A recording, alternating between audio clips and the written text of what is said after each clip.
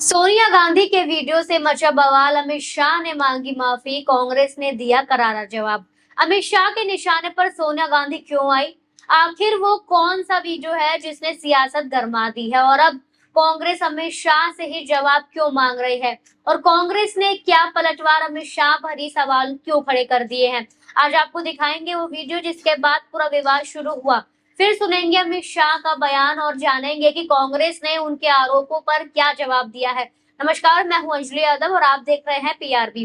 देखिए दोस्तों, स्वतंत्रता दिवस के मौके पर हुए एक कार्यक्रम के बाद वंदे मातरम को लेकर बीजेपी और कांग्रेस के बीच सियासी घमासान छिड़ गया है। एक वीडियो सामने आया, बीजेपी ने सवाल उठाए, केंद्रीय गृह मंत्री अमित शाह ने कांग्रेस पर हमला बोला और अब कांग्रेस भी अमित शाह के बयान पर पलटवार कर रही है। तो आखिर इस पूरे विवाद की शुरुआत कहां से शुरू हुई और बीजेपी कांग्रेस एक दूसरे पर क्या आरोप लगा रहे हैं, चलिए इस पूरी खबर को समझते हैं। दरअसल स्वतंत्रता दिवस के मौके पर दिल्ली स्थित कांग्रेस मुख्यालय में एक कार्यक्रम आयोजित किया गया था। इस दौरान वंदे मातरम का गायन हुआ और इसी कार्यक्रम से जुड़ा सोनिया गांधी का एक वीडियो सामने आया। वीडियो सामने आने के बाद बीजेपी ने कांग्रेस और सोनिया गांधी पर सवाल उठाना शुरू कर दिया। बीजेपी का आरोप है कि वंदे मातरम गायन के दौरान सोनिया गांधी ने इसे रोकने का इशारा किया। बीजेपी नेताओं ने इसे वंदे मातरम के कथित अपमान से जोड़ते हुए कांग्रेस से माफी की मांग शुरू कर दी, लेकिन कांग्रेस का कहना है कि बीजेपी पूरे मामले को गलत तरीके से पेश कर रही है। और इस विवाद को समझने के लिए पहले आपको वही वीडियो दिखाते हैं। पहले आप वीडियो ध्यान से देख लीजिए। तुम्ही विद्या, तुम्ही धर्मा, तुम्ही हृदय, तुम्ही मर्मा, त्वं हि प्राणा शरीरे, बाहुते तुम्ही मा शक्ति, हृदये तुम्ही मा भक्ति, तुम्हारी प्रतिमा गढ़ी मंदिरे मंदिरे, वंदे मातरम। त्वं हि दुर्गा दश प्रहरण धारिणी, कमला। आपने वीडियो देखा। बीजेपी का दावा है कि सोनिया गांधी वंदे मातरम को रोकने का इशारा कर रही थी, लेकिन कांग्रेस इस दावे को पूरी तरह खारिज कर रही थी। कांग्रेस के मुताबिक सोनिया गांधी का इशारा वंदे मातरम रोकने के लिए नहीं था, बल्कि उस समय कांग्रेस अध्यक्ष मल्लिकार्जुन खड़गे काफी देर से खड़े हुए थे और सोनिया गांधी उनकी बैठने की व्यवस्था को लेकर इशारा कर रही थी। यानी वीडियो एक है, लेकिन बीजेपी और कांग्रेस उसकी व्याख्या अलग अलग कर रहे हैं। बीजेपी के लिए ये वंदे मातरम के सम्मान का सवाल है, जबकि कांग्रेस इसे एक सामान्य इशारे को राजनीतिक विवाद बनाने का मामला बता रही है और इसी के बाद विवाद तेजी से बढ़ने लगा। बीजेपी ने कांग्रेस पर हमला तेज करते हुए कहा कि वंदे मातरम देश को स्वतंत्रता आंदोलन और राष्ट्रीय भावना से जुड़ा हुआ है। ऐसे में इसके गायन के दौरान किसी तरह की रुकावट को गंभीरता से लिया जाना चाहिए। बीजेपी की तरफ से सोनिया गांधी और कांग्रेस से माफी की मांग होने लगी। इसके बाद केंद्रीय गृह मंत्री अमित शाह ने भी इस मामले पर कांग्रेस को घेर लिया।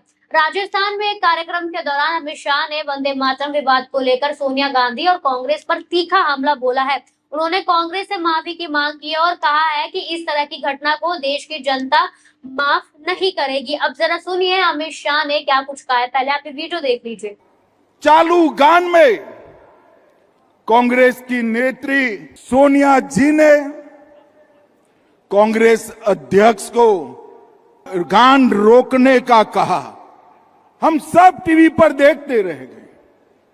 80 साल के बाद बंकिम बाबू का ये अमर मंत्र, अमर गान जब फिर से सम्मान प्राप्त कर रहा है, वो भी सोनिया जी को राज नहीं आता है। सोनिया जी, 140 करोड़ की जनता आपको देख रही है। आपके द्वारा किया गया ये पाप इस देश की जनता कभी माफ नहीं करेगी, कभी माफ नहीं। देखा आपने वीडियो, अमित शाह का बयान आपने सुना। गृह मंत्री ने कांग्रेस और सोनिया गांधी पर बेहद तीखा हमला बोला है, लेकिन यहीं से अमित शाह से भी कुछ सवाल पूछे जा रहे हैं। अगर पूरा विवाद एक वीडियो को लेकर है तो क्या उस वीडियो का पूरा संदर्भ जनता के सामने रखना जरूरी नहीं है? क्या कुछ सेकंड से एक इशारे का मतलब राजनीतिक मंच से तय कर देना सही है? और क्या गृह मंत्री जैसे महत्वपूर्ण पद पर बैठे नेता को विपक्षी नेता पर इतने गंभीर आरोप लगाने से पहले पूरे घटनाक्रम को विस्तार से सामने नहीं रखना चाहिए? क्योंकि सवाल सिर्फ ये नहीं कि किसने क्या कहा, सवाल ये भी है कि आरोप लगाने से पहले पूरा तथ्य कितना साफ था। अमित शाह के बयान के बाद कांग्रेस भी पीछे नहीं हटी। कांग्रेस ने बीजेपी के आरोप को खारिज करते हुए कहा कि सोनिया गांधी ने वंदे मातरम को रोकने का कोई भी निर्देश नहीं दिया था। कांग्रेस की सफाई है कि उसका इशारा खड़गे की बैठने की व्यवस्था को लेकर था। कांग्रेस ने अमित शाह के बयान पर भी सवाल उठाए। विपक्ष का कहना है कि बीजेपी एक ऐसे वीडियो को लेकर राजनीतिक माहौल बना रही है जिसकी व्याख्या को लेकर खुद विवाद है। यानी कांग्रेस अब सिर्फ अपना बचाव नहीं कर रही बल्कि अमित शाह और बीजेपी पर भी पलटवार करती नजर आ रही है। कांग्रेस का सवाल है कि अगर बीजेपी इस घटना को इतना गंभीर मानती है तो उसे पूरे वीडियो और पूरे संदर्भ को समझना चाहिए।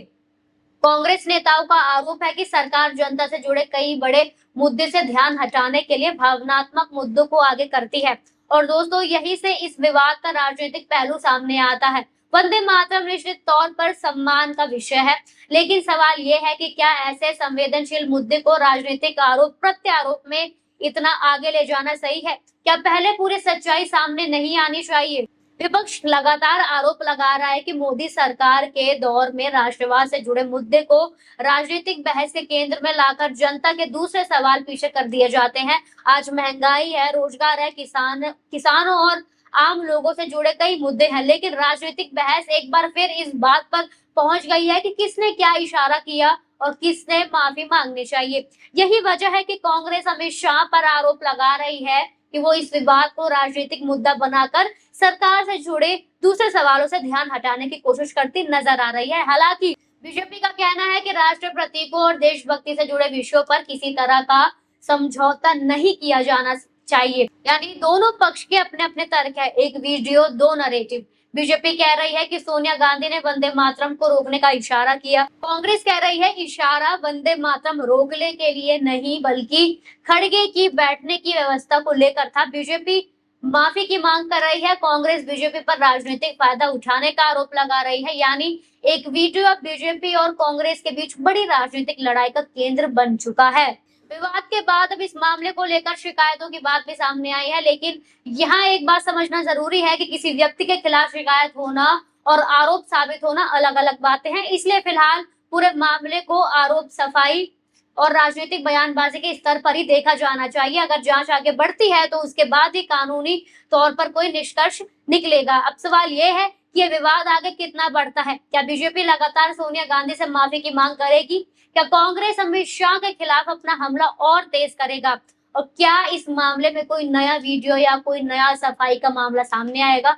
और क्या ये मुद्दा आने वाले दिनों में संसद और सोशल मीडिया पर भी बड़ा राजनीतिक हथियार बनेगा?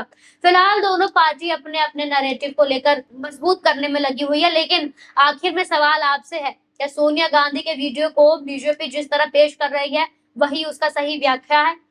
क्या अमित शाह को माफी की मांग करने से पहले पूरे वीडियो और संदर्भ को समझना जरूर चाहिए? और क्या वंदे मातरम जैसे संवेदनशील मुद्दे को राजनीतिक लड़ाई का हथियार बनाना सही है, या फिर ऐसे मुद्दे पर राजनीति से ऊपर उठकर सिर्फ तथ्य और सच्चाई की बात होनी चाहिए? तो दोस्तों, स्वतंत्रता दिवस के कार्यक्रम से शुरू हुआ ये विवाद अब बीजेपी और कांग्रेस के बीच बड़ी सियासी लड़ाई बन चुका है।